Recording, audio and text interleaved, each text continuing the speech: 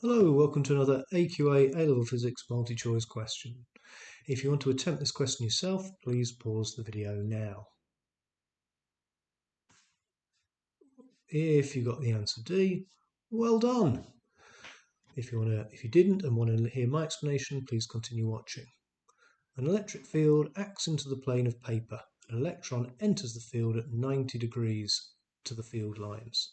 The force on the electron is. So let's draw an electric field going into the paper. I draw it with crosses to show that the field is going into the paper. Now, electric field lines show the direction of force on a positive charge. So that would show the force on a positive charge going down into the paper. For a negative charge, like an electron, the force is going to be coming out of the paper. So the force on the electron is zero. No, there will be a force. It's an electric field. It'll be in the direction of the field. No, if it was a positive charge, the direction of the force would be down into the paper.